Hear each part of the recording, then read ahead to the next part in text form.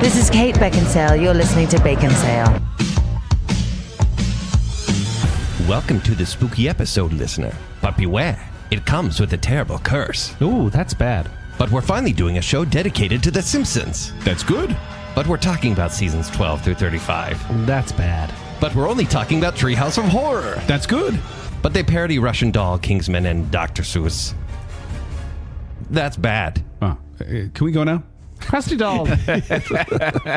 Ooh, someone had that intro set to evil. Well played. How did you just outdo my intro, Joel? No, I just adding on. I'm also mad because Zack did a Marge intro last week, and I'm like, should have thought about how that could have been used this week. Because it was on our mind. I also feel like it's not needed for this episode, but maybe it is, but don't worry about it. Okay. Yes, but welcome to Baconsale. I'm Joel. I'm Kent. And I'm Zach. We'd like to thank you for listening to our last episode, our slasher survival episode. We did pretty good, I think. Yeah, I think you and I did pretty well. I think we survived the majority I think of those some fights. of us undersold ourselves. Yeah. Hey, no, there's a lot of people that agreed with me. No, well, they said, listen. like Zach, we're done. Yeah, because you were like, I'm gonna lay down for a while. Yeah. But then you made Basically, it buddies came down with to, everybody. Can I take a nap? Even with Freddie? Why not? And I was going to give him a haircut as needed. And you were making so many best friends. It's true. Max Dimmick said, I like the artwork. I would like to think that Zach survives every encounter because he gives him a nice haircut. In the end, they were friends all along. Those hairs don't style themselves. No. He's right. Yeah, absolutely Smart guy. And then Kendall J said, who are you guys trying to fool? You are all Paddington soft. You'd have a better chance at Count Chocula than Dracula. Yeah, Great show as true. always. More of a Frankenberry guy, but I get it. Frankenberry, no question about it. Blueberry. Blueberry. Yeah, No, so good. Frankenberry's the best. Then Blueberry, Count Chocula, voted off the island. Dead last. All even. None of the new ones. All the series have gone downhill in the past 10 years Yeah. anyway. It's Wow. It's like another show. Your palate has become more adult. Yeah, they actually were. They changed the recipe, were. man. Silly rabbit. Changed it. Silly rabbit. And also, speaking of silly rabbits, that doesn't make a segue, but we're going to go with it. Like we are Bunnicula. now ready. Yes, we are now ready to announce the winners of this year's Halloween contest. We asked you, kitty, kitty. We asked you, the listener, to subscribe to us. What was that? The Shape of Water. Oh. All right, Zoidberg. I can't do it. We asked you to subscribe to our YouTube channel and comment on a specific episode to enter the contest, and we have drawn a random winner that will win 2 passes to a haunted house near them. And the winner is spooky drum roll. I'm doing a lot of sounds. Come on, guys. Help me out here. There we go. The winner is Kelly Brannon. Oh, congratulations, Kelly. Congratulations, Kelly. You have won 2 passes to a haunted house near you. Please DM us or send an email to baconsalepodcast@gmail.com and we'll Slide get right the in ball there. rolling so you can get these passes before the spooky season is over. But thank you to everyone who entered. We had a separate giveaway on our Patreon as well for all our patrons there. But we really do appreciate you entering. And because we love the season, we love to spread the joy and love to get people a little freaked out by going to a haunted house. Totally. But that's not what we're talking about today. What are we talking about today, Zach? The Simpsons. Treehouse of Horror. Yes. Whoa. So instead of doing a Simpsons episode, Which is funny. well, Because Simpsons was like so important to us as Yes. kids. instead of doing I'm a full assuming episode about it, Zach, I'm looking at you.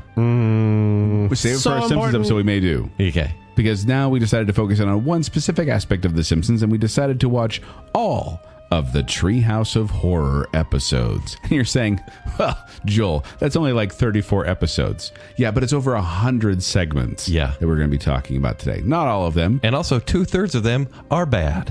I wouldn't say that. I would say that that's generous. I would disagree. 2/3 are You're saying bad? 3/4? So you're saying a third of them are good? Yeah. I'm saying a third of them are bad. In fact, I give very few. I mean, this- less I than think- passing grade. This is so Baconsale right now. You're being so positive. A quarter of them are good. Like a quarter of them are good, like B- or like B- maybe. Let's pull it back before we give our Okay, ratings. okay. So if you don't know what Treehouse of Horror is, it is an annual Halloween-themed anthology episode of The Simpsons. Yeah. So they have their regular series, everything's going on, but then they have these ones every year that are like the spooky theme and they don't really fit into the rest of the canon because characters can die, characters come back to life. It doesn't matter. What happens in these episodes stays in these episodes.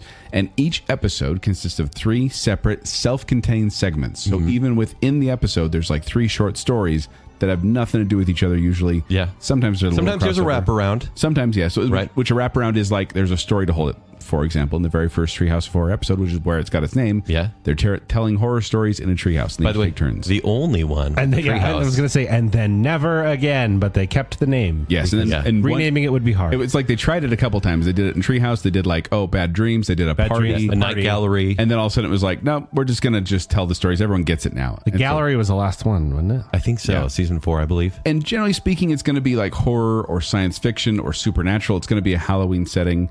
But sometimes they just do a parody. A parody of a film, play, show, you name it. Yeah.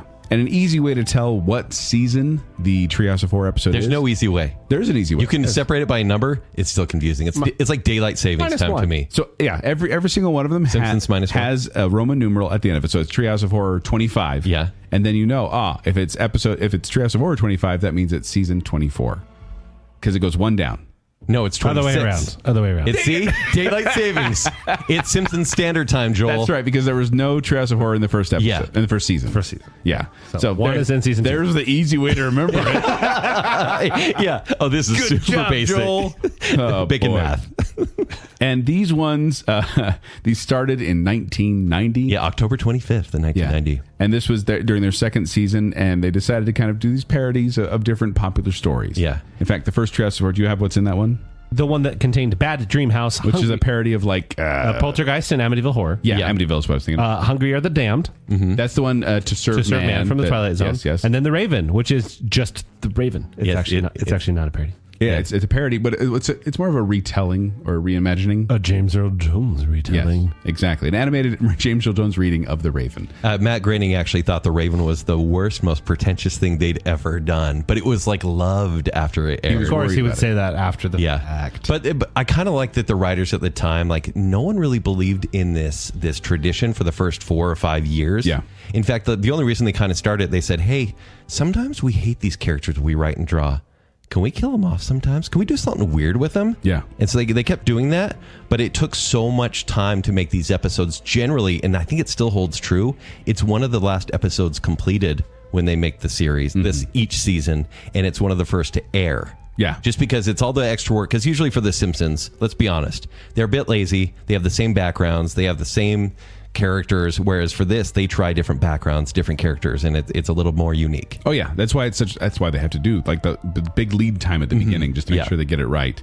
It is also funny because these ones, I mean, The Simpsons, when it first came out, we can talk about this on a regular Simpsons episode. Yeah, but like all parents were like, "Oh, don't watch that; it's terrible," and it's pretty tame by today's standards. Yeah. But then these Treehouse of Horror episodes were definitely a little more gruesome. In fact, in the first 2. It was the first one. So Marge comes out the first 2. The first one, Marge actually, like Zack Marge last week, warned the audience, and it's tongue in cheek, but she said it's going to be a little scary. Yeah, put the kids to bed. I don't think it was tongue in cheek. I think they were like, we don't want to get letters. Okay. So we got to do a warning. And they did. So that's funny because this next. And the second one, she said, you're not going to listen to me anyways. Yeah, she's like, I'm going to try again, but you're not going to listen. Then there was one with Homer, and then I think there was one with Bart, and then I think she maybe did the final one at 5. The 5th one was, she literally was like, Congress specifically said that you shouldn't watch this and should watch something else instead. Yeah. Do we feel, so part of the intro also was going through Springfield and showing the old gravestones, right? The gravestones of canceled shows or things that kind of died off in pop culture. It was kind of like our Rest in Peace segment on our Oscars segment. Honestly, that was the inspiration for it. Yeah. And then they dropped it after season 5. The writer said it's too much work to be that funny. Well, and every time doing the same thing. And also they produced all these other cartoons that were canceled after the first season. Those were part of the gravestones as well. They started taking shots at people they knew. Yeah. So they ended up putting a gravestone. In the final one, they have a gravestone that says R.I.P. like clever gravestones or something like that. Amusing gravestones. Amusing gravestones. And then they never did it again. Also, certain characters like Kang and Kodos, they were introduced in the Hungry Are the Damned segment of Treehouse of Horror, the first one, and then they become regulars. They are literally, it's a Simpsons law. They have to be included in every episode somehow. Am I blind? Because I swear there's some right in the middle around 22, 23. I didn't see them.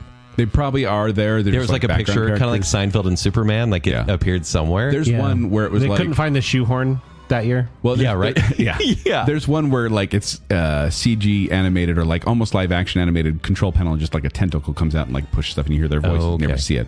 Which, by the way, they do also experiment a lot with animation during these. A lot. Like I remember when Homer Cubed came out. Yeah, game changing, by the way. They did like this 3D rendering of the Simpsons characters, and at the time that was unheard of. Yeah, as a precursor to Jimmy Neutron. Yeah. That level of animation. Ugh. But I know. It became kind of a thing where they're like, hey, we can do this. And a couple times they've done it, and they've done these unique animation styles. Yeah, they play around with styles. You'll see stuff like kind of anime takes on it. Yeah. The, And I think those are very intriguing. Toy Gory, where they do a full CG, like really kind of accurate and good CG animation. Yeah. It's fascinating. Yeah, and it's fun to watch them try different things because they, like Kent said, they do kind of get stuck in a rut on their animation. And so seeing them branch out like this is always like, well, that was fun and interesting to see. Mm-hmm. And I do feel like part of the inspiration for these, going back to like the concept of it, they were inspired by the EC comics of the time, or I guess of the 60s and 70s. Yeah. And that was like Tales from the Crypt. And those were kind of taboo as well. But those were 3 stories within each issue. So they kind of took from that. So I'm going back and watching this. Yeah. And I'm like, wow, I remember this episode so well. 7 minutes in, it's done. How is it so short? Yeah. How did I remember so much about a 7-minute short? And these go on a pretty fast clip, too. Yeah. Also, speaking of the EC comics, they were inspired to do the scary names for their cast.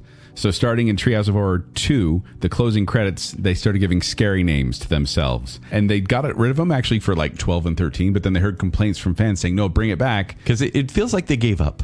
They do. And I think fans made them try again. And Well, they they- did, but some of them still just, I think, have given up and they use the same thing over and Yeah. over again. One of my favorites there. It's because it's like you see takes on their names, and there's a lot of names that pop up every single year. Yeah. But one of my favorites, it's I believe on the 5th one, where it says Conan, 12:30 NBC O'Brien, because he had been hired at Okay. late night. So Yeah. Conan, 12:30 Nice NBC, plug. and then showed him later in the credits where it was Conan, watch me O'Brien. Yeah. Oh, hey, I want to bring this up real quick here at the beginning of the episode. We're like 13 minutes in. Sure. But finding these to watch, super easy, barely inconvenient. Oh, really? Because if you have a Disney Plus account, they actually have a Treehouse of Horror section where you can go in there and just they're all there listed out for you to watch. You can watch them one after the other. Yeah. Real easy. Mine didn't work for me. It didn't? Did not work. Could not find it.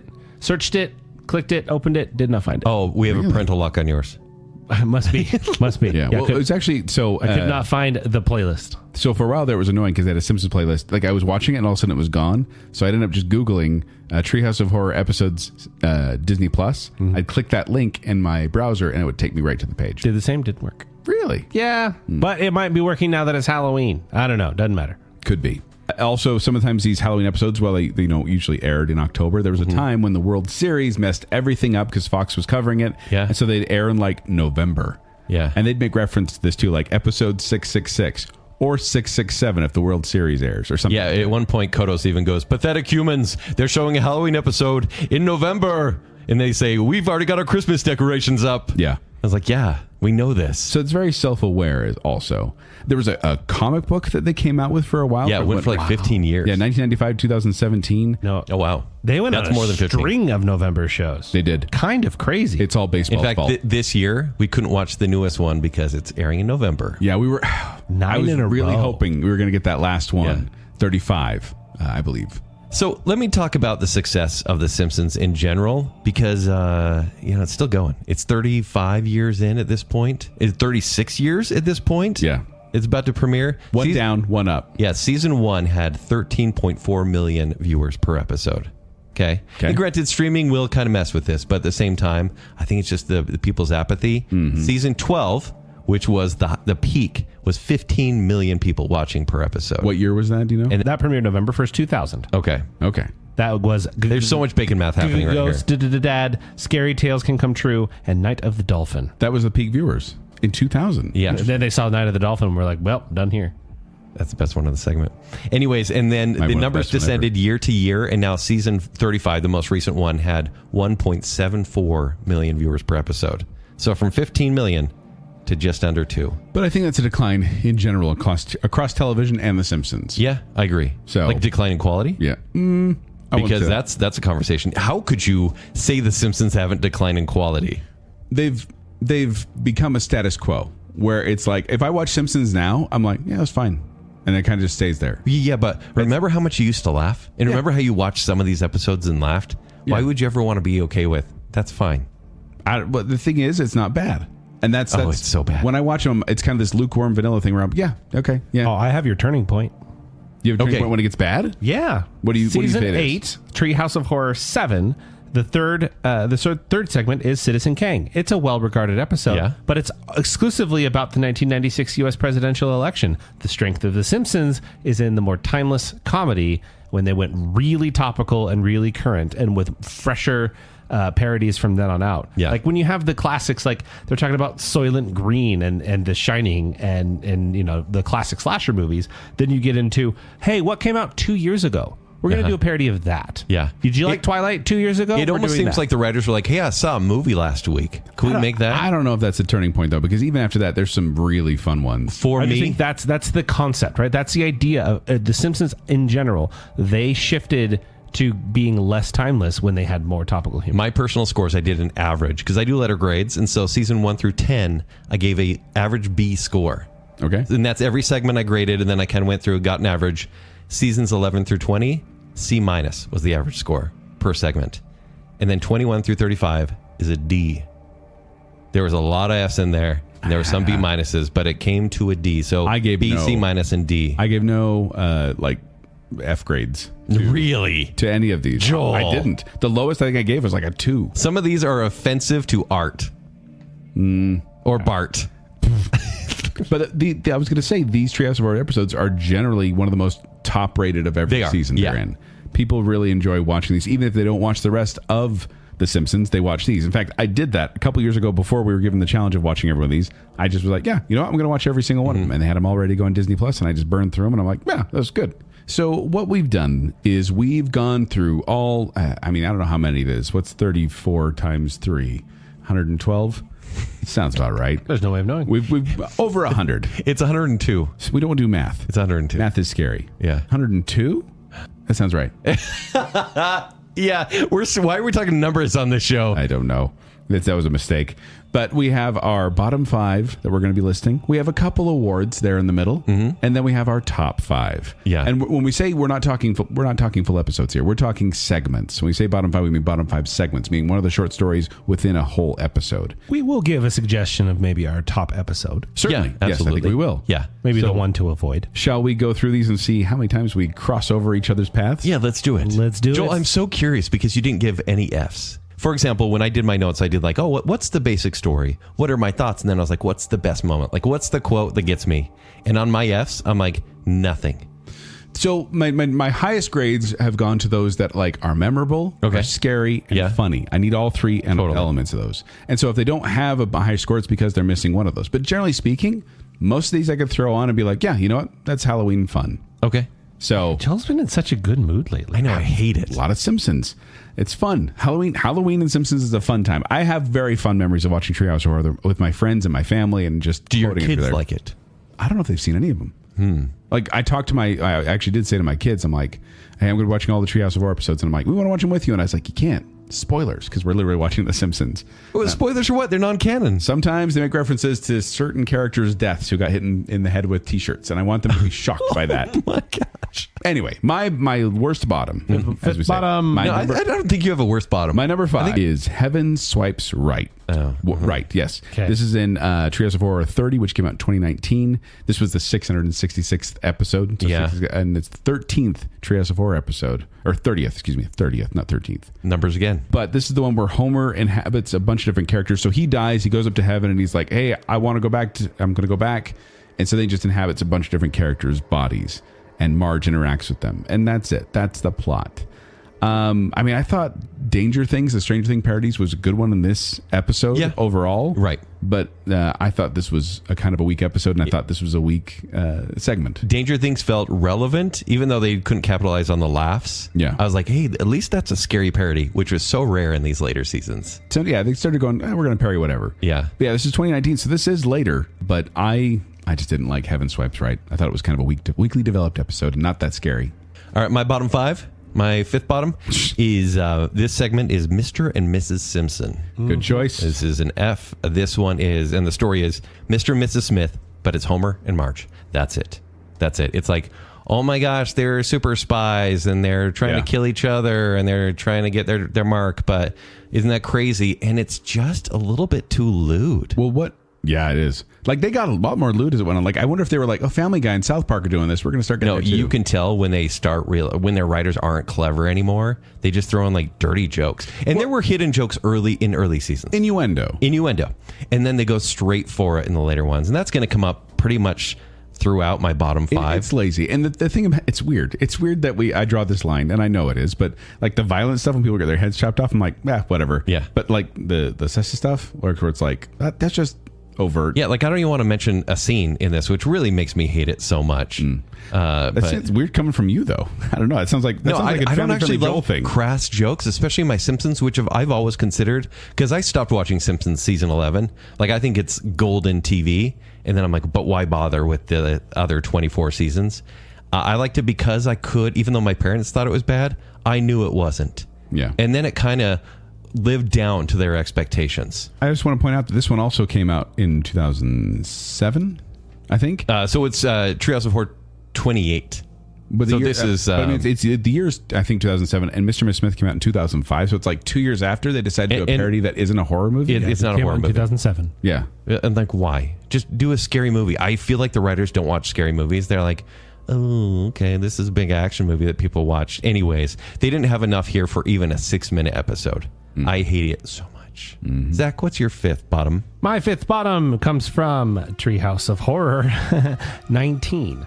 It is Untitled Robot Parody. Yeah, the Transformers one. The parody of Transformers. It's lazy. You talk about lazy, and there's a dirty joke I remember there. First of all, it's a Christmas thing. It's a Christmas setup where Bart needs to go get a Christmas present for Lisa, right? And who's last on his Christmas list. It's kind of funny.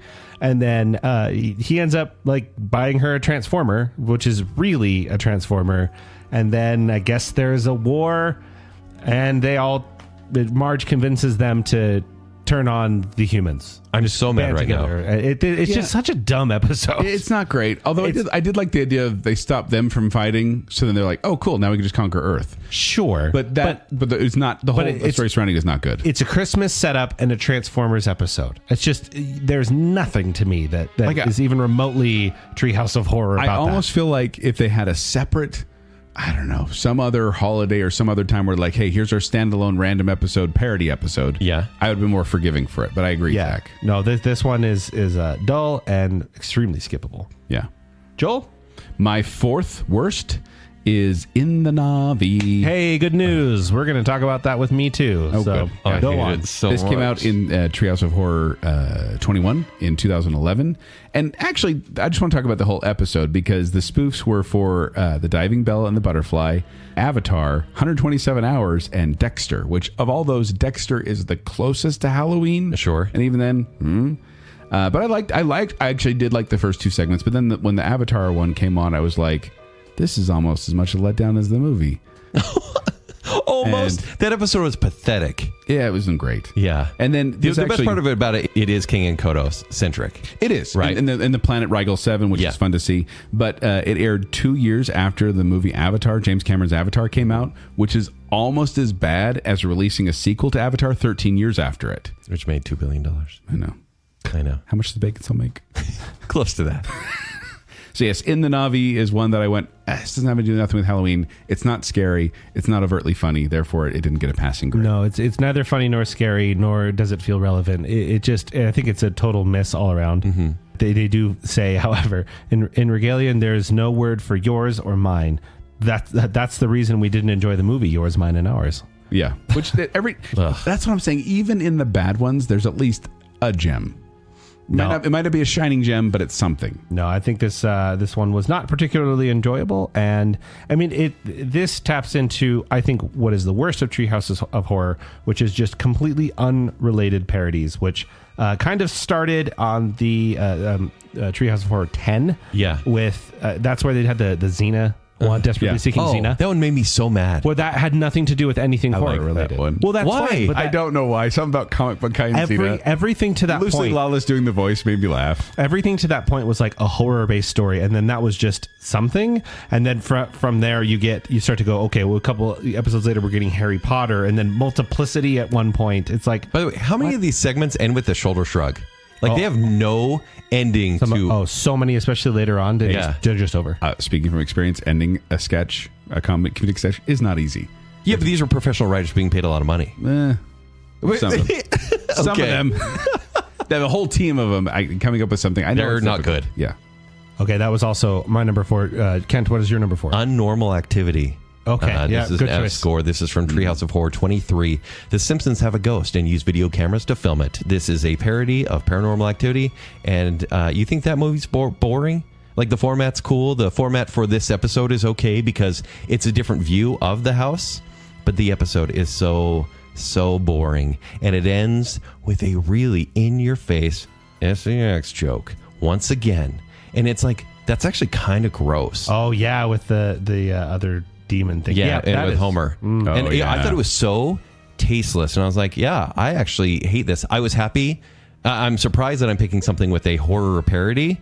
And so that made me happy, but it just ruined it completely. Kind of like when they did the Ring parody 20 years too late. Yeah. I was like, yeah, Well, what have you done? See, you can't say that because sometimes they're doing like The Shining and they're doing it like years No, after. The Shining is one of the first episodes, But though. it's 20 they years, had to. 20 years after it came out. Yeah, but The Ring do it that same year. I'm more vibing with Joel on this one Okay. because I think when you have a lot of distance away from it, it's not you're late on the reference. It's an established classic. If it's within like the 5-year period, like after 2 years, the Avatar I'm one is like, what are we doing here? That's or even when they talked about Twilight or Harry Potter, It's not a like legacy a at little that point, bit. it's just reference. So I'm okay with the 20 years thing just Okay. because it's a known classic. But even still, the Paranormal Activity one, Pathetic. completely unenjoyable. I hated it.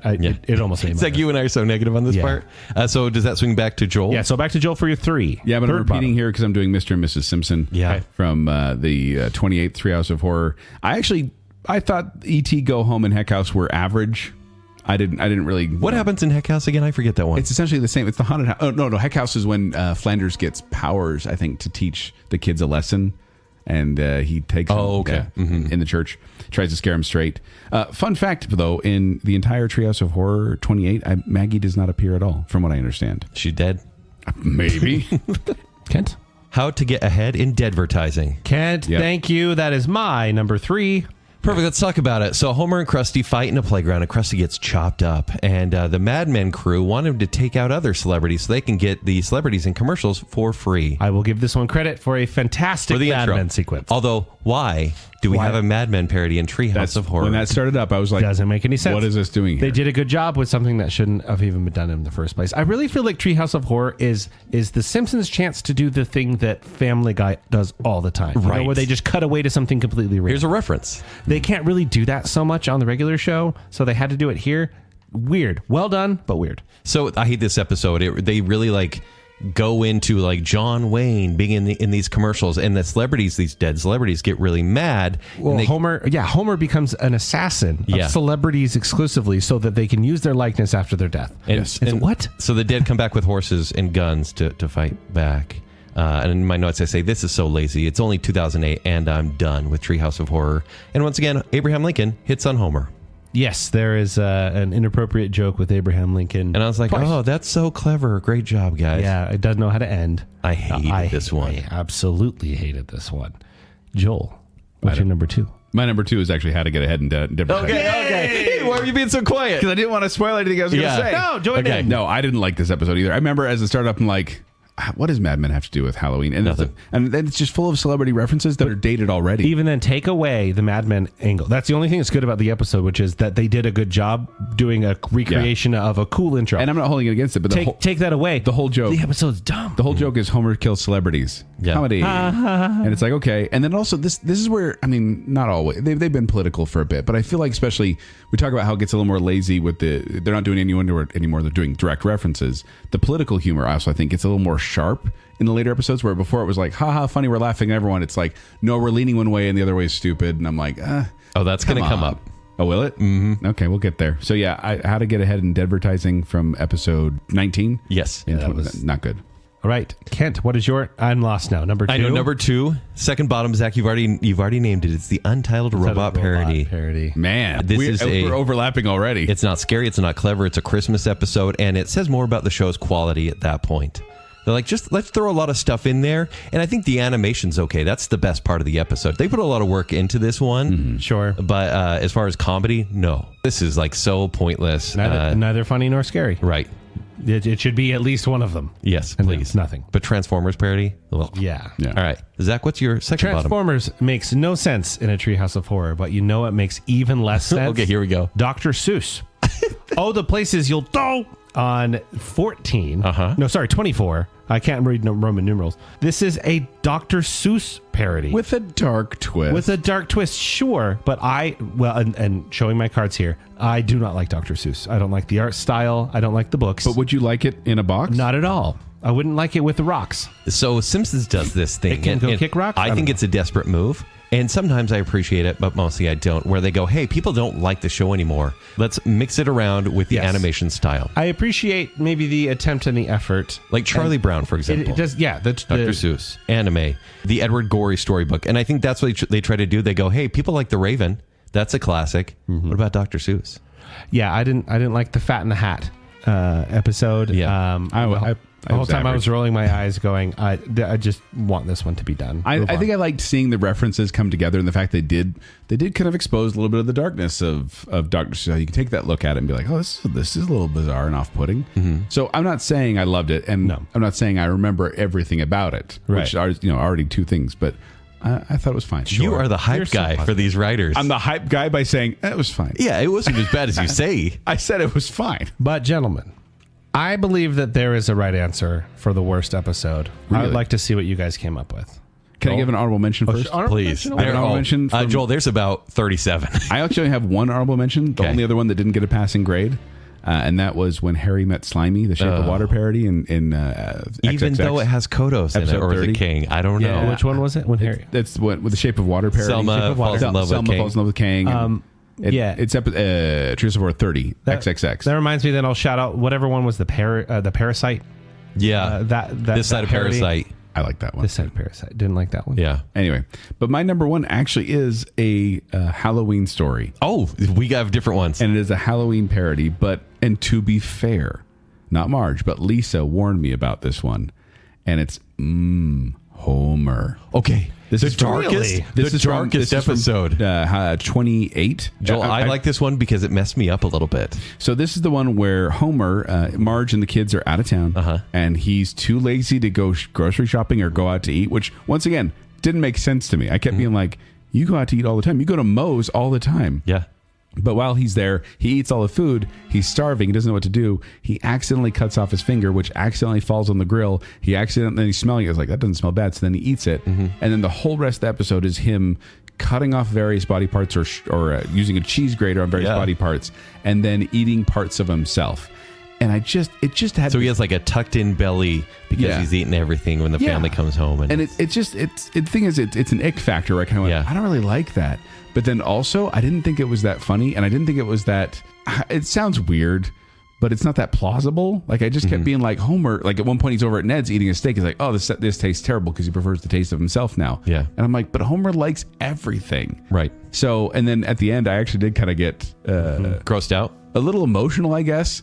Not emotional, but just when Marge like sees him cooking himself and they have a fight, she's like, "This is the lowest point of our marriage." I was like, "Yeah, it is." It's creepy. Yeah. So, and this is based on a Stephen King short story called Survivor Type, and even Stephen King said he was kind of not hit bottom, but like it was a new low for him. But he looked at it and went, "Not bad on the ending, though." Yeah, because it was a bad ending. Yeah.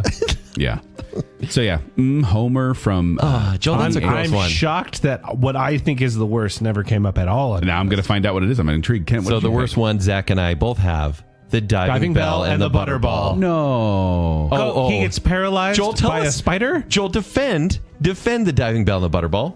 Well, so first Which, of all, by the way, is parodying in an Oscar movie called The Diving Bell and Butterfly. Where the man has a stroke. Yeah. And it's a French movie, I believe. but they Story don't about love. They don't do the stroke in this one. No, he gets bit by a spider. He's paralyzed. And how does he communicate, Kent?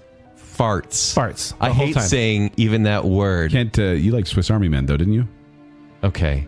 Yeah, I did. It has nothing to do with this, though. This literally is communication through farts. And he also shoots spider webs out of his He butt. at some point gets bit again and then becomes Spider-Man, but he's still in his paralyzed state and can shoot webs out of his He writes books through flatulence.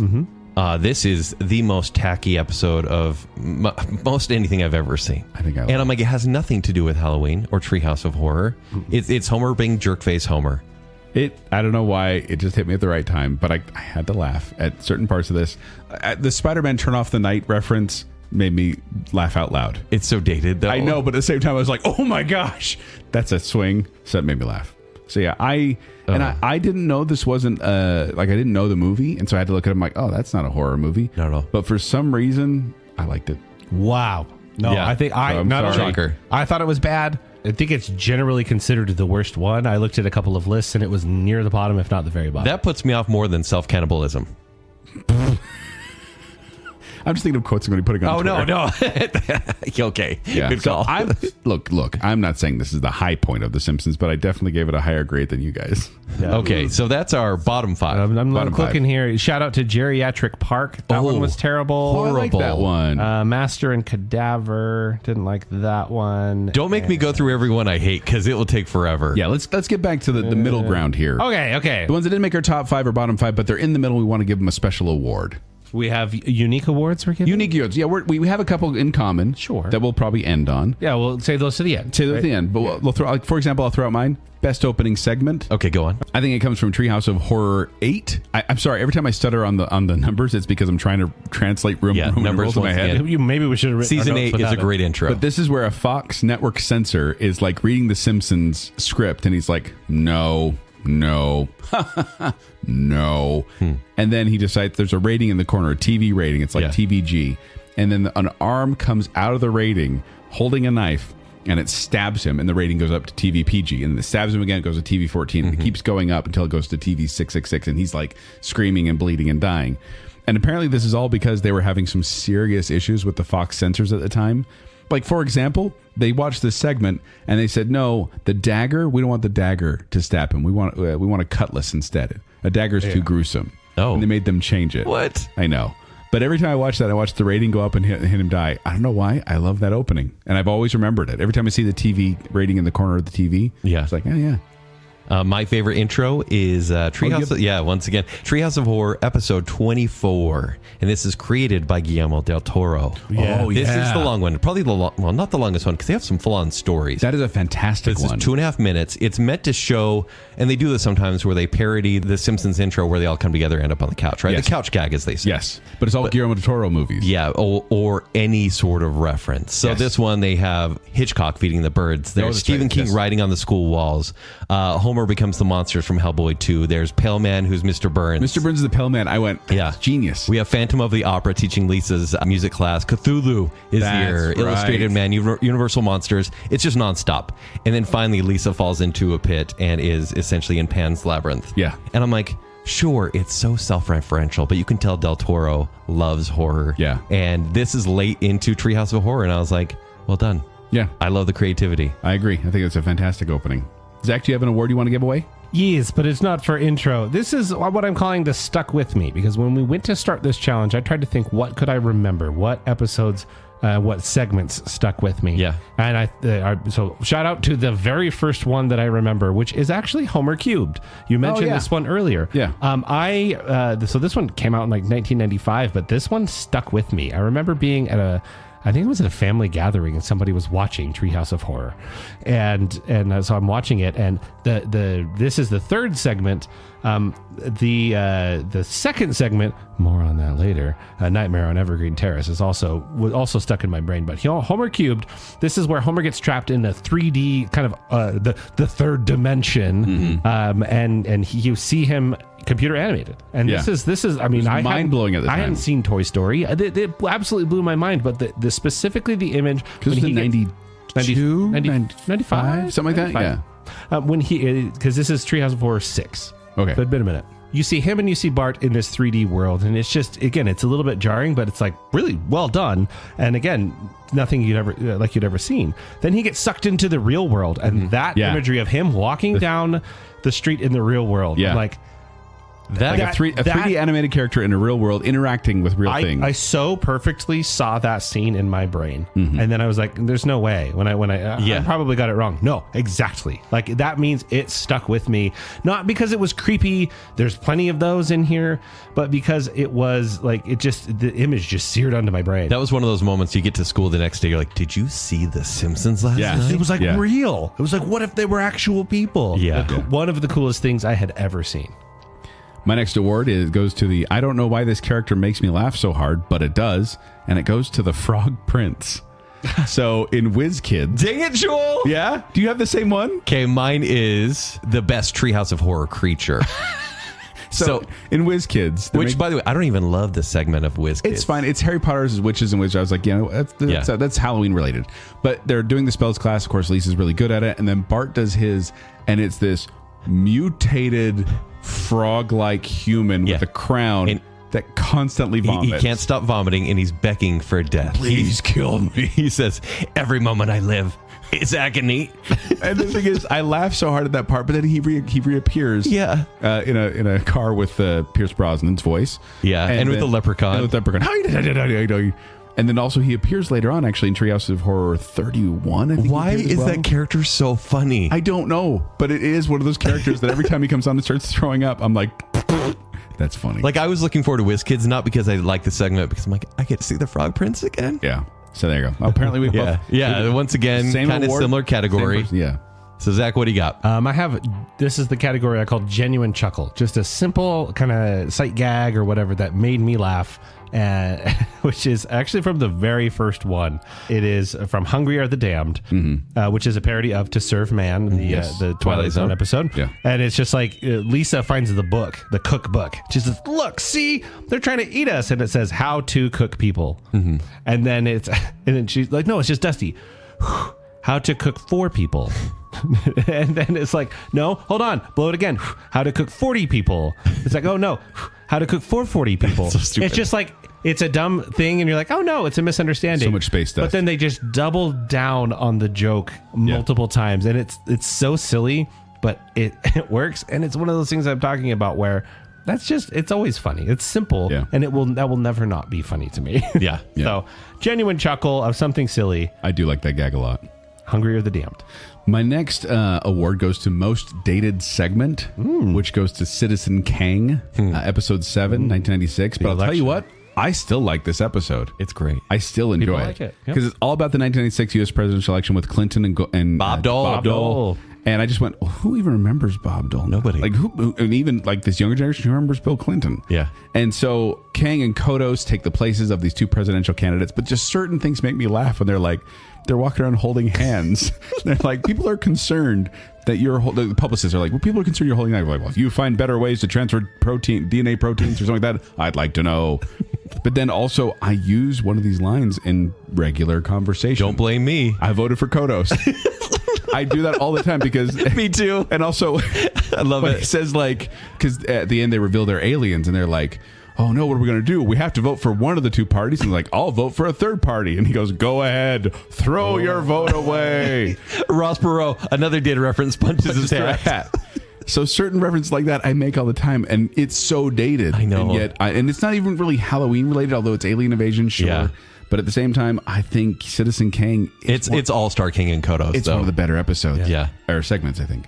Okay, we're going to keep it on the political train because the worst intro, and I don't want to be the Simpsons here. I don't want to be like politics because that's exactly what they do here. This is Treehouse of Horror 31, and it's another election intro. They have 3 specific ones, and this one is where Homer is sleeping on the hammock, and Marge says, Homer, it's time to vote. If you don't vote, like this is one of the biggest elections of our lives. And you see on people's yards like a Trump-Putin sign. But like Homer goes in to vote in his dream, and Lisa comes in and goes, Dad, you better vote for the right person because if you don't, and you see this laundry list of horrible things that one of the candidates has done. Yeah, and it's very I was slanted. like, it's not like both candidates. And like, I was so annoyed. I'm like, you know what?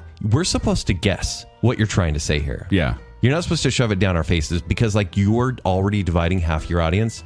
Like, cut it out. It's not clever. Yeah. Well, and I just political humor I always feel so divisive. And the reason they did it because this generally airs the week before the election. And I'm like, is this an ad? Yeah. Like, what are you doing, writers? Like, Yeah, it's wasn't that Treehouse funny? of Horror. Get the Yeah. politics out of here. So that's my worst intro. I get it. Ken, I don't know. Who'd have thought the most political we've ever gotten a Baconsale is during a Treehouse of Horror Simpsons? episode? All right, I call this award, Hey, James Bond.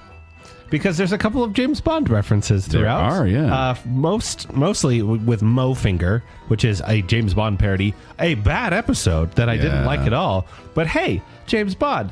Also, Bart and Homer's Excellent Adventure. When Bart is going back in time, it references Sideshow Bob? Not a good episode either. But as he goes back in time, they denote where he's at in time based on whatever James Bond movie they were at in the timeline. Yeah, I like that. Silly. That made me laugh. Not good episodes, but hey, James Bond. They were fun. And I just wrote in my notes, James Bond is being parodied, period, in this Halloween show. Yeah. So you're not even going to reference Pierce Brosnan actually being a voice? And then, of course, Pierce, you mentioned it earlier. By the way, Pierce Brosnan's a voice. awkward episode. What? He seduces Marge. House of Wax. She never falls for it. She doesn't. She's faithful. Joel, what do you got? Highbrow horror goes to the Raven. This is my highbrow horror because it, like we talked about it, it was out there. It was like, you know what, we're just going to read Edgar Allan Poe's The Raven. We're going to have James Earl Jones reads it. Fantastic reading of it.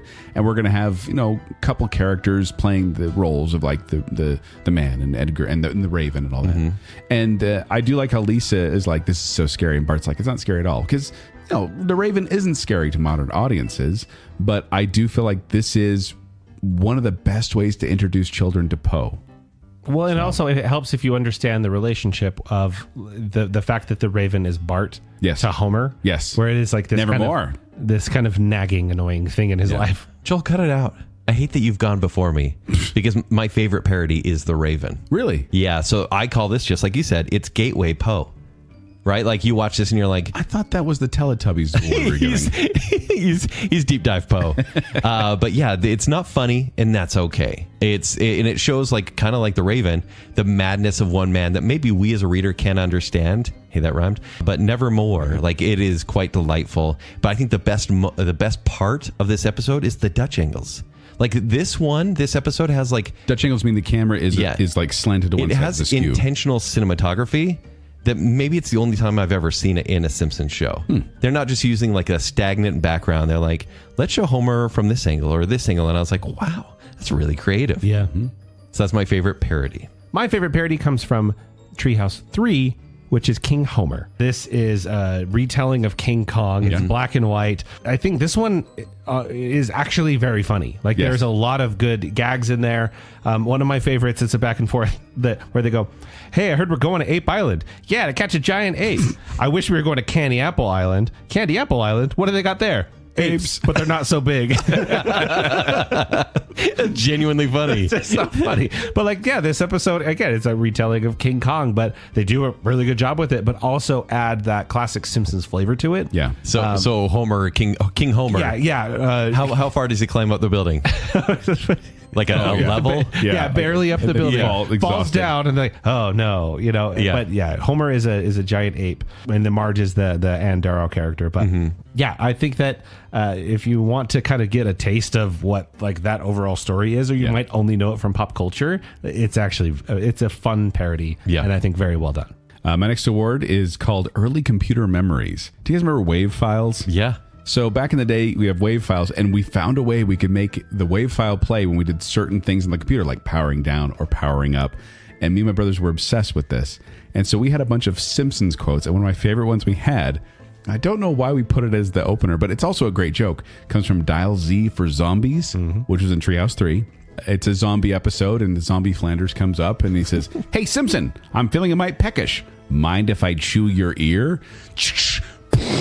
And then Bart goes, "Dad, you killed the zombie Flanders." And then Homer goes, "He was a zombie?" And that was when our computer booted up. That's what it said. And I just think it's a great joke. For the writers, too, like they knew that Homer hated Flanders so much, they finally got to do something pretty extreme with that, too. Yes. So, yeah, early computer memories. There's a bunch of them, but that was one of my favorite ones. My next one is most pointless parody. Zach, you've already mentioned it. It's Mo Finger. This is a parody of Goldfinger and Kingsman. So Mo is a secret agent and takes on Remo Industries. Dry and pointless. And I do like Mo as a character, but in these Treehouse of Horror episodes, he doesn't work. And he dies a lot. Almost it's kind never. of a joke. Yeah. But the stories regarding him, like, for example, the Sweeney Todd one, there's no business like Mo business. It like really irritated me. But this one, trying to make Mo cool, or the Clockwork Orange one. I think I hate Mo-centric episodes. Mo-centric episodes are not good. Yeah. Like, I never feel pity for him. Yeah, I feel some pity. Yeah. The Clockwork Orange one I actually liked okay because it made it so I didn't have to watch the movie because I kind of got the whole story. Okay. You know? All right. Yeah. I get the reference. But that is the most pointless parody for me. Mine's not necessarily pointless, but mine's just worst parody. It's because I like King Homer so much, I hate Homerzilla. Homerzilla comes from, this is 26, and so it came out in 2015, years later, right? For the, King Homer was the third one. So 23, Treehouse later, years later. This is a parody of Godzilla. It is not a good parody of everything that... I think it's fine. Everything that King Homer does right, I think this does wrong. It's not particularly interesting. It's kind of offensive. Would you say cancelable by modern? Cancelable, modernized? for sure. Okay. For sure. And I just found myself going, I see what you're trying to do. You're trying to do the other one, and it's not working. It's funny, too, because they don't really have a story, because 4 minutes in, they go, hey, it's actually meta. This is actually, we're making in the episode a hundreds of $1 million movie, and we're going to make tens of millions on this movie. And I was like, that's funny. I thought it was funny. No, Joel, stop it. This was the B side of King Homer, and it's not as good as King Homer, but I liked it. I thought it was funny. What's your next award, Joel? My next award is congratulations, Junge. Yeah. And this goes to Uter Zorker, who is the only human character introduced to Treehouse of Horror episode to make it into canon. Wow. So he's the little German boy, and he's sitting by Bart in the bus in Terra at 5.5 feet in Treehouse of Horror 4. And then he gets ground up in Nightmare 5, Cafeteria. Nightmare Cafeteria. And in fact, that's one of my favorite lines when the short version is the teachers start grinding up students and eating them, putting them in the school lunch. And Principal Skinner's talking to the kids, and they're all getting worried about the kids disappearing. And he says, "Oh, relax, kids. I've got a gut feeling that Ooter's around here somewhere. After all, isn't there a little Ooter in all of us?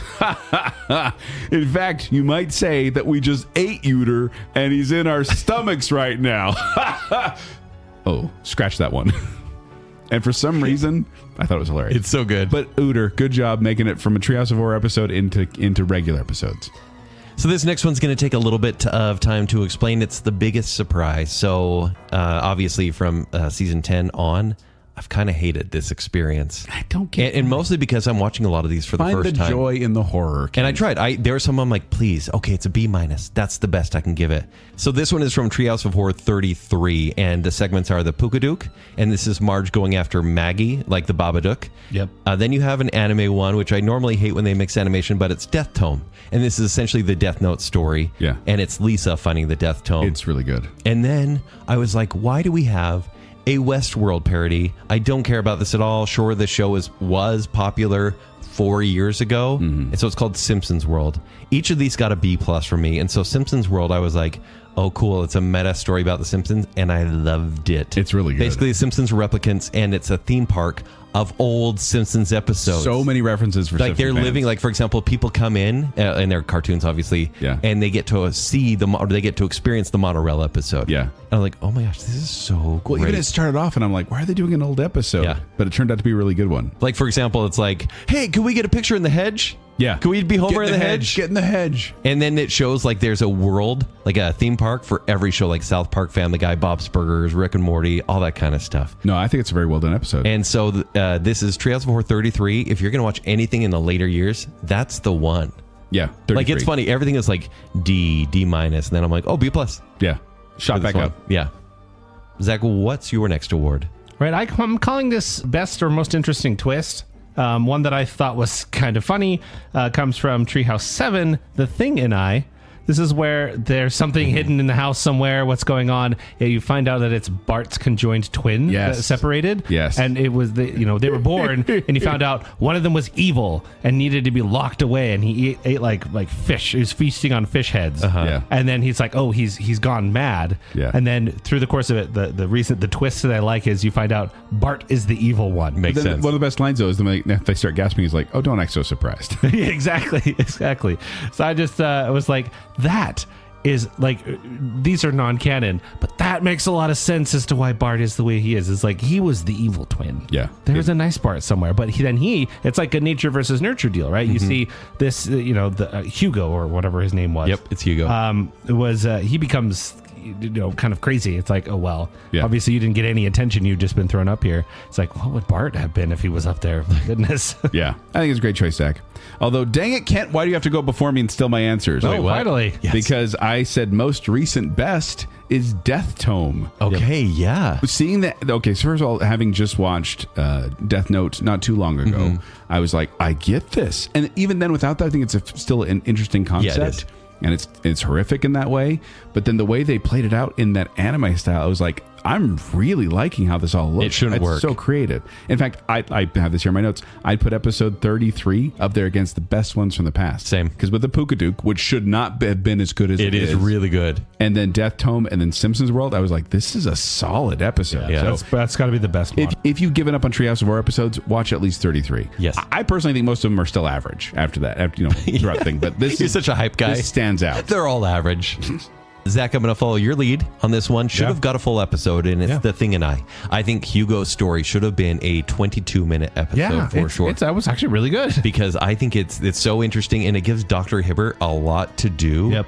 I love what Dr. Hibbert's like, look in this mirror, and it's just a frame. And he punches him right in through the face. Like, it's so ridiculous. And I wish this was a canon-based episode in some way. Because Simpsons doesn't care. No. Like, they come up with all these stories, and they may never reference them again. Well, they even do, like, I remember, what episode that was it? When they did something changes, then, it's when Principal Skinner's not really Principal Skinner. Then he comes back and he's like, and we'll hate that never episode. reference this again. Uh-huh. And Good. it's like, okay, they could do these things. Yeah.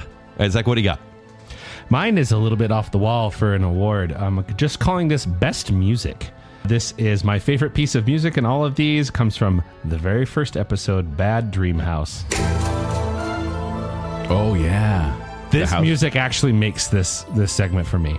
Yeah. Like, it was just so, like, appropriate and creepy, and the episode is... Make the walls bleed again. Yeah, the episode's fine, right? It's basically Poltergeist, and which has the hilarious ending of, like, the house decided to kill itself rather than stay with us. Yeah. And it makes you feel rejected, doesn't it? Or whatever the line is. So funny. But that music, like, it made it as they're kind of creepily trying to, like, kill each other or whatever. Kind of almost becomes The Shining for a second. And that's why I like when some episodes actually have a creepy vibe to them. Yeah. It's not just silly. And that piece of music there I like it. is one of my favorites, and I've actually had that, like, in my head. The very first episode throughout of, like, that was a great moment. I wish I had a lot more of those.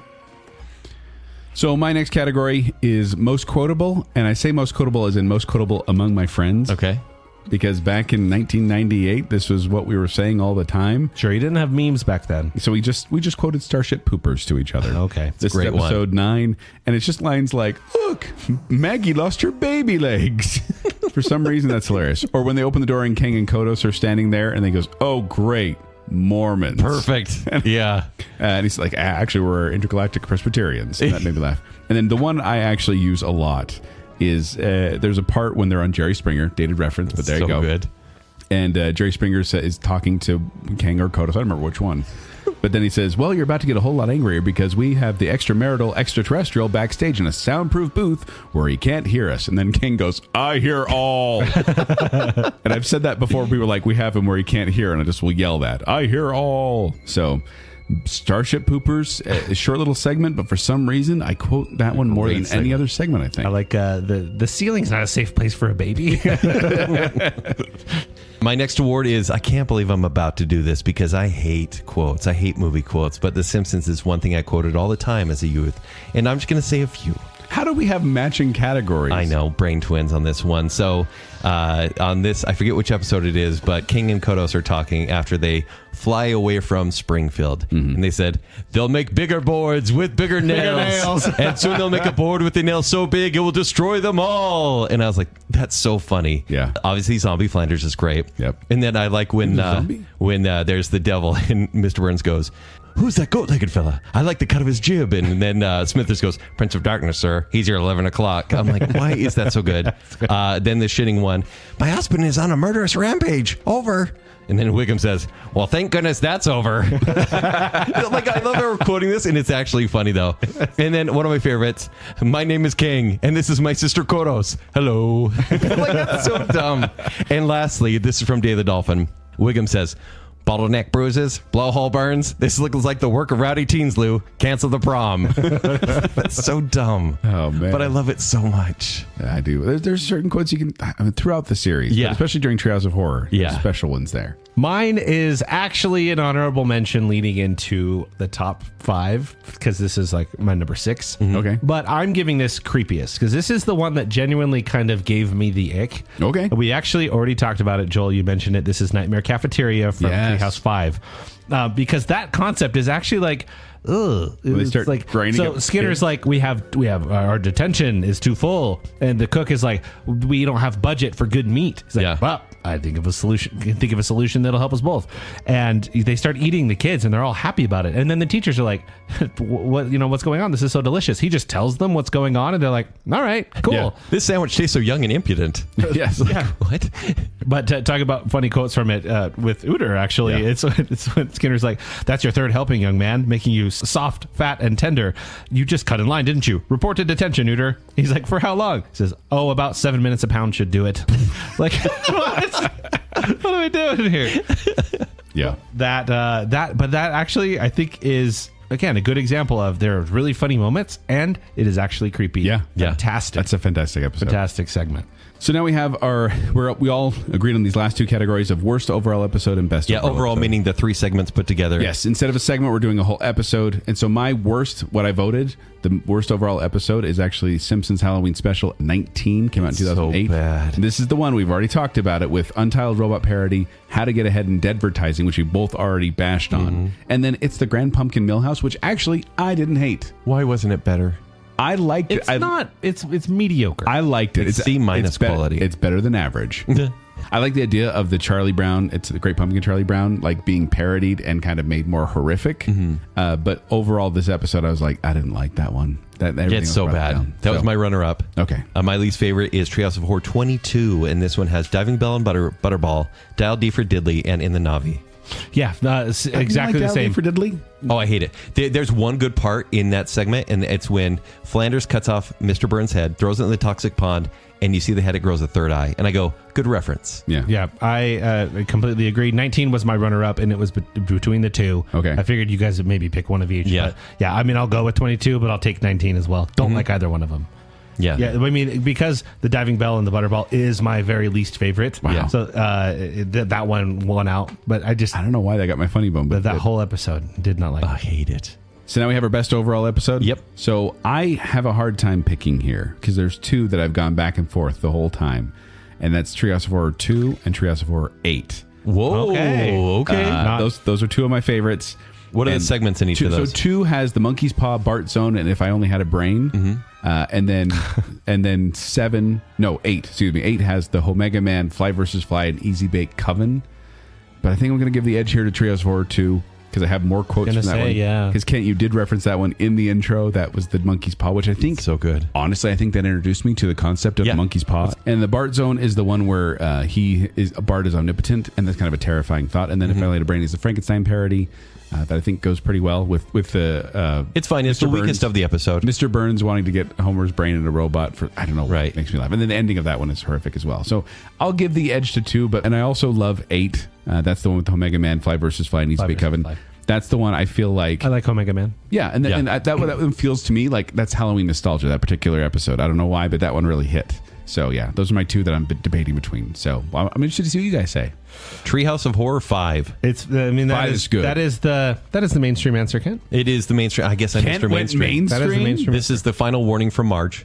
And this is when they stopped showing the gravestones as well. So I really love that. And so this one has The Shinning, which we've talked about. Time and Punishment, which we have not. And this is one. That's a good one. The Sound of Thunder. We haven't talked about it yet. We will. Okay, good. I'll leave that then. And then Nightmare Cafeteria, Which we already talked about. Just quality throughout. This was very close. Of course. To my top. This is so good. Zach, are you Mr. Mainstream here or just me? Look, I will just show the cards now. I'm not going to talk about any other segments outside of 3 episodes. There are 3 episodes to me, back to back to back, that are of utmost quality here. Okay. But I'm going to say my very favorite one is Treehouse 4. Oh, 4. This is The Devil and Homer Simpson, Terror at 5.5 Feet, and Bart Simpson's Dracula. Ooh, good. Dracula is the weakest It's one. the weakest one. But, and if you have to kind of see the Gary Oldman Dracula, and then it makes a lot more sense. But The Devil and Homer Simpson, I think, is a fantastic. I've said this before. It's an episode of The Simpsons with a horror twist. Yeah. And then Terror at 5.5 Feet is a really good parody. And so, So we just picked 2, 4, 5. It has Shout out everything. to 3 as well. 3's great. Yeah, 3 is great. 3 is great. 6 is great. If we're being honest, 1 through 8, I'm confident in the quality and all. Just like The Simpsons. Just like The Simpsons. Yeah, exactly. So yeah, my favorite is 4. I'd even go to 9. Shout out to 5. Shout out to 6. Let's say 1 through 9. 1 through 9. Yeah. Okay. Well, that's the recommend then. All right. So let's get into the best segments.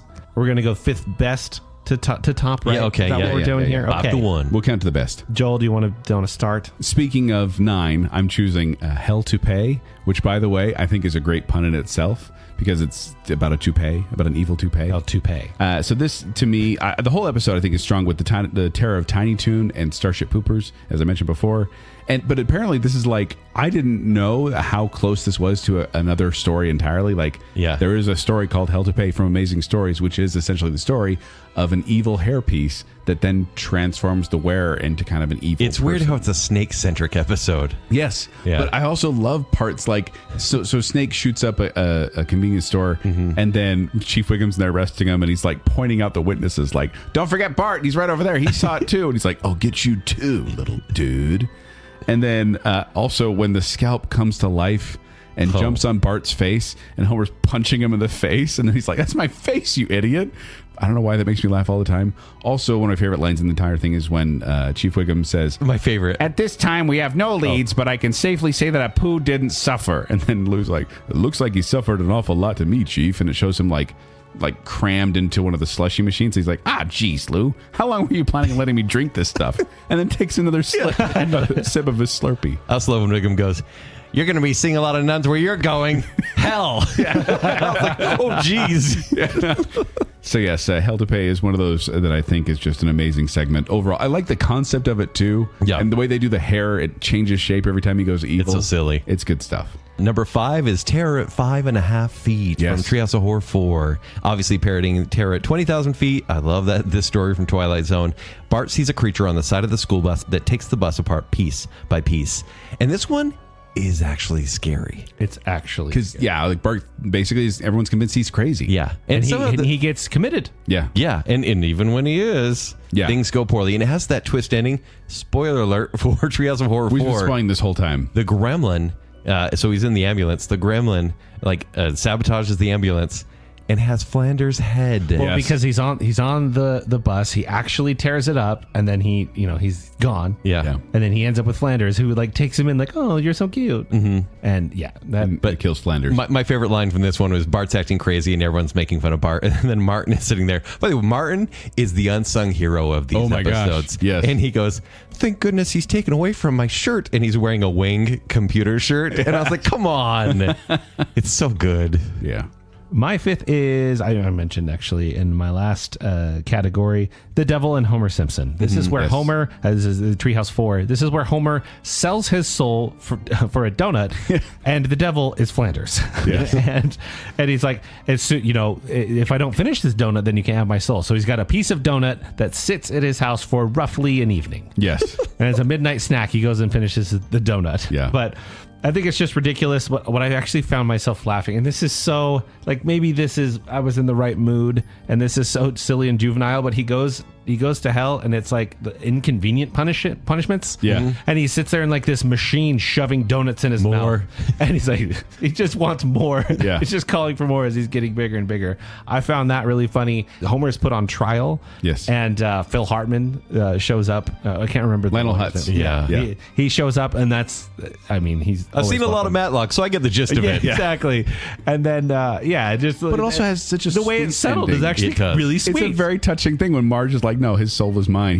He pledged his soul to me, and they're like, well, he's off the hook. But I love that the jury is just like all dead traitors. Yeah. Yeah. Including Richard Nixon, who's like, I'm not dead yet. And he died months later. Like, Prophecies. right? But The Devil and Homer Simpson from 4. I really like that one. Joel, what's your number 4? My number 4 is the Bart Zone from Treehouse of Horror 2. It's great. I kind of referenced it before. This is one where Bart is omnipotent and like omnipowerful, where he knows the thoughts of everyone around him. And this is based on a Twilight episode called It's a Good Life. It's just creepy how like everyone has to think happy thoughts all the time, and if they think anything wrong or anything Bart doesn't like, he'll change them into something. And he changes Homer into a Jack-in-the-Box when Homer tries to kill him and stop this whole thing because it's getting out of control. And one of my favorite parts about this episode, though, is at the end, they're having therapy, Bart and his dad, and they have this breakthrough, and it's this beautiful, touching moment, and they hug. Like, he turns Homer back into a real person. They hug, and then Bart wakes up screaming because that was Bart's nightmare. That was the nightmare. And a good relationship with his dad. Yeah, and this is the episode where everyone's having a nightmare, and that's why it's kind of funny. You're like, oh, that's Bart's nightmare, is that he's having this tender moment with his father. All right, my number 4 is, and I'm sorry, it's Citizen Kang. I know it's dated. Yeah. And it's great. It's silly, but it's so funny. And I honestly think Clinton and Dole are so funny in this episode. Granted, they're not voicing the characters, No. but they're nude in some tubes on the UFO, right? And is it Lisa? Does Lisa try to free him? Who goes to the spaceship to let them go? I'm trying. I want to say Homer hit the switch, but I don't know. Anyways, but it's a switch to let them go, and they get sucked into space. And so you just see them like spinning around, and they're nudie Judy, and it's just so funny to me. And I love King and Kodos when they have more screen time, and this is the best of them. Zach, you number 4? For my 4th, I have Time and Punishment from So good. Treehouse Yes, 5. thank you. I wanted to put this one in there. This is a time traveling segment, which starts out with just like, Dad, your hand's in the toaster, and he freaks out and starts smashing it again, and then it's in there again. And he has like 2 fights with a toaster when he's just sitting at breakfast. What? So then he goes in to fix the toaster, and it turns into a time machine. And I love when he goes back in time, and it's like prehistoric. And he says, "I've gone back in time to when dinosaurs weren't just confined to zoos." But he says, "Okay, don't panic. Remember the advice your father gave you on your wedding day."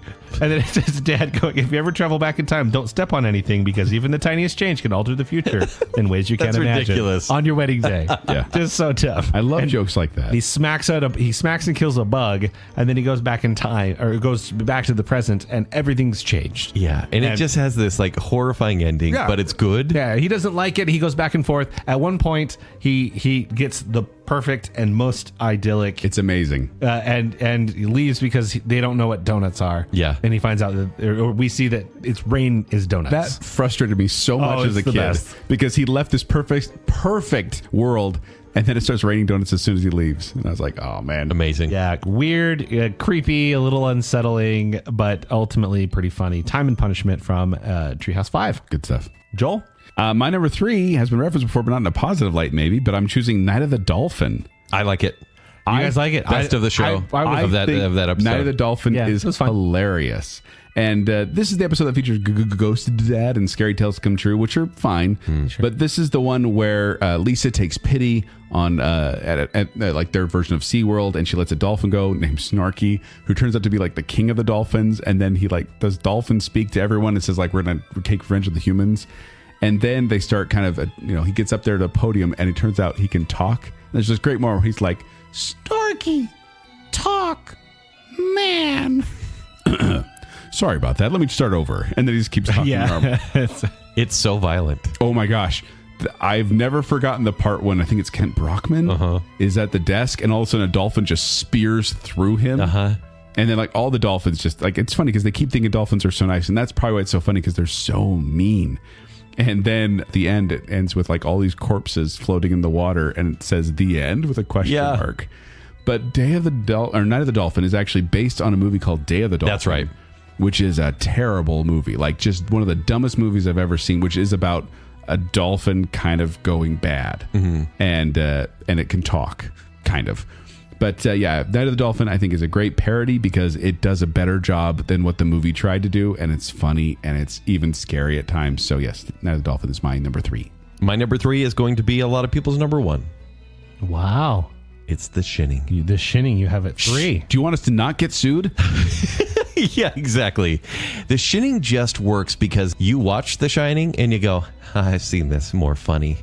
Because it kind of directly relates. Granted, it is almost like a not a shot-for-shot parody because it's only like 7 minutes long. Yeah. But it's exactly that movie. Yes. It's so full of Easter eggs that has a similar score as well. They were really putting in some effort here.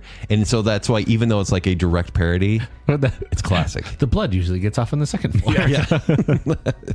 So good. Yeah, that one's great. I actually have that at number 3 as well. I don't love The Shining as much as everybody it seems to. Also, the repeated gag of groundskeeper Willie getting the axe to the back. Oh yeah, that's in all 3 segments. Yeah. It starts there based on the guy in The Shining Yes. who gets taken out immediately. But yeah, in that particular episode, every segment axe to the back. So funny. Really. Yeah.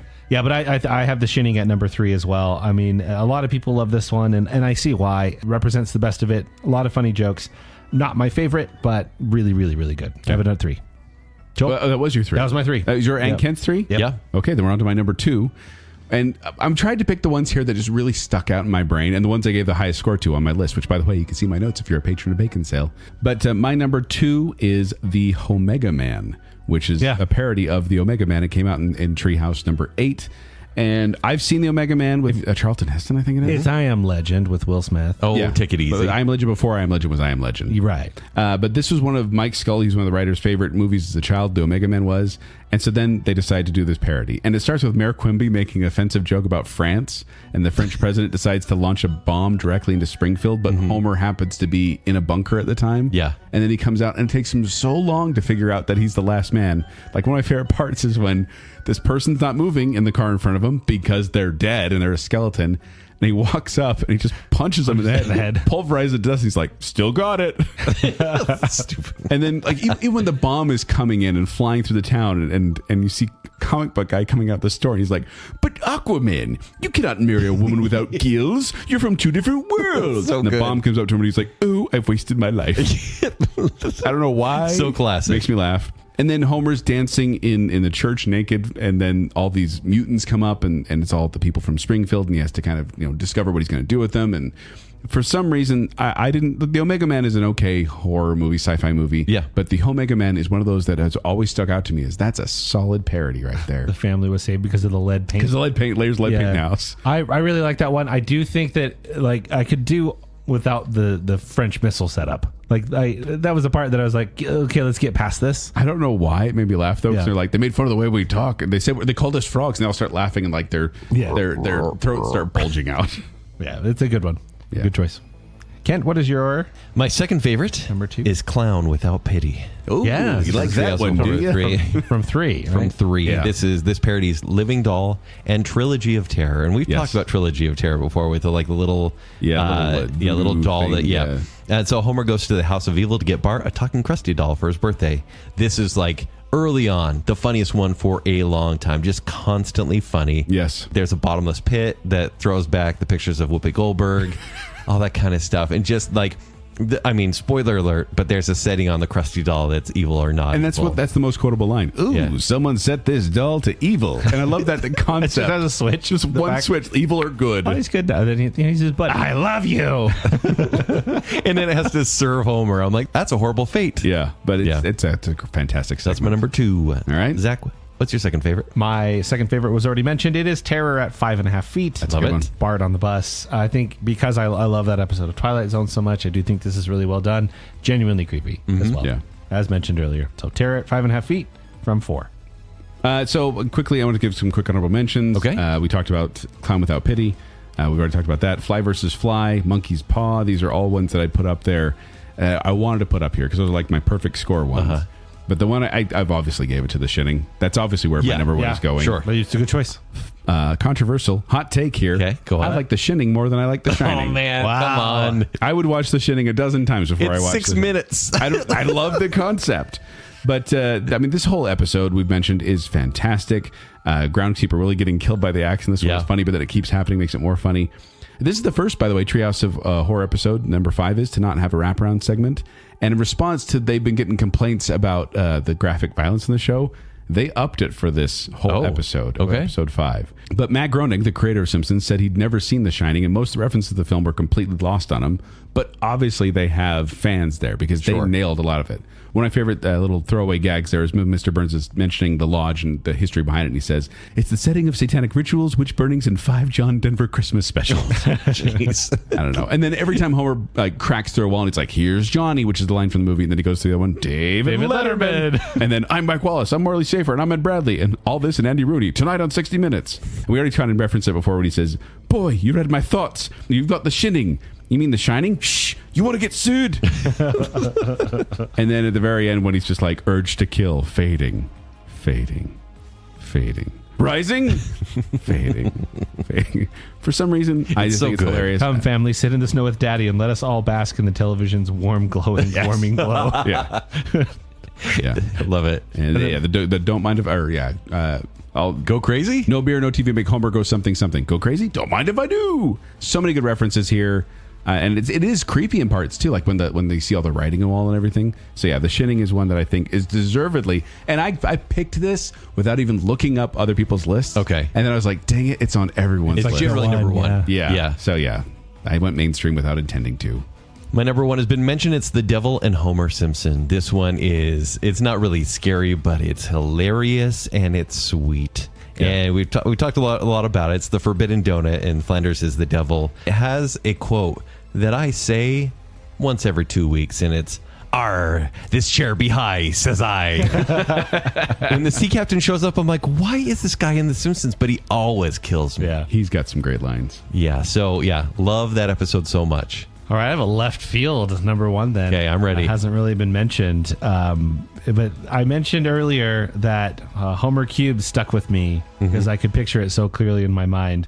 And that was in a good way. And my number 1 stuck with me in this actually scared me way, which is Nightmare on Evergreen Terrace. Okay. Yeah. It needs to be mentioned. The For Freddy sure. episode. This is the Nightmare on Elm Street parody. I love what Marge is telling the story. It says it all started on the 13th hour of the 13th day of the 13th month, and this it's actually scary where the school board doesn't vote to, like, Homer turns up the furnace and the school board doesn't want to fix the doorknob. Yep. And so groundskeeper Willie dies and he gets set on fire and he promises to go after their children in their sleep.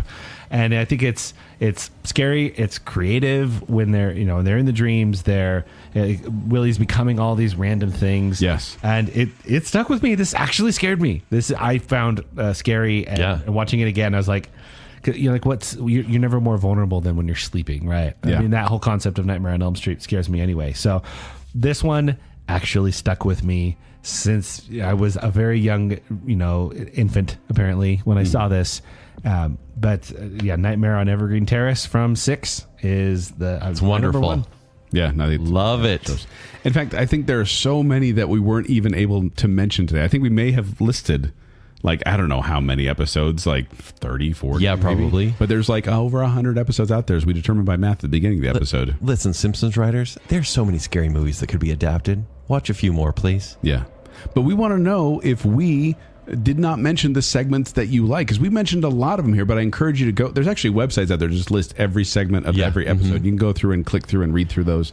But even I encourage you to watch them. But let us know on Facebook or Instagram or Twitter which segments you enjoy. Give us your top 5. Give us your bottom 5. Give us some awards. We want to hear from you, because I'll tell you what, Treehouse of Horror is still worth talking about. It is, obviously. So let us know, because we want to hear from you. First 10 seasons.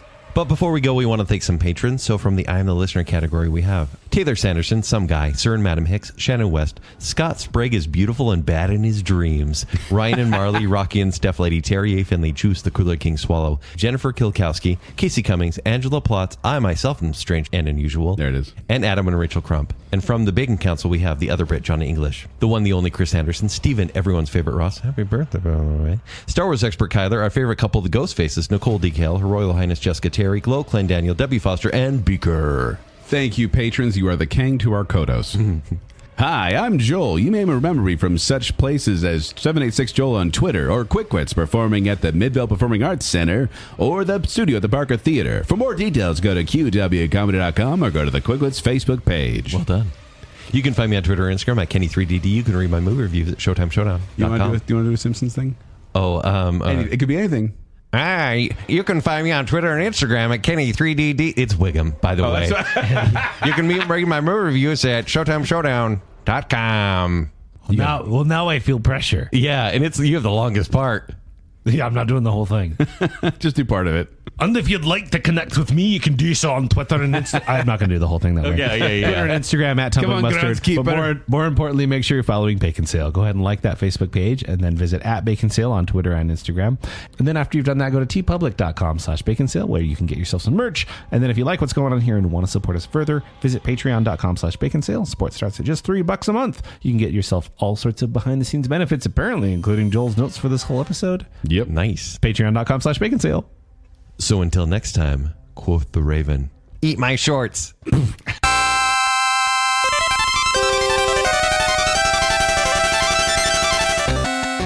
are all Paddington soft. There's the easy way to remember it. Yeah. Oh, this is super job, basic. Joel. We don't do math. It's underintuitive. Math is scary. Joel's been in such a good mood lately. I know. I hate it. I can't read Roman numerals. You are the hype You're so guy hot. for these writers. That puts me off more than self-cannibalism. Every moment I live is agony. Hey, I heard we're going to Ape Island. Yeah, to catch a giant ape. I wish we were going to Candy Apple Island. Candy Apple Island? What do they got there? Apes, but they're not so big. I think I hate Mo-centric episodes. Mo-centric episodes are not good. Oh, relax, kids. I've got a gut feeling that Ooter's around here somewhere. After all, isn't there a little Ooter in all of us? In fact, you might say that we just ate Ooter and he's in our stomachs right now. Oh, scratch that one. Find First the time. joy in the horror. I have problems with Roman numerals. I think it's a great choice, Jack. Jack? We have to go back. This You're is such a hype guy. This stands out. They're all average. Bottleneck bruises, blowhole burns. This looks like the work of rowdy teens, Lou. Cancel the prom. So now I think... Oh, go ahead, Jack. Oh, about 7 minutes a pound should do it. Remember? No, I thought You we were said doing- obs. Remember? Stop. Jack. Then Kent Mr. went Mainstream. That is the mainstream? mainstream. I'll get you too, little dude. They're nude in some tubes. But I love you. I went mainstream without intending to. I hear all.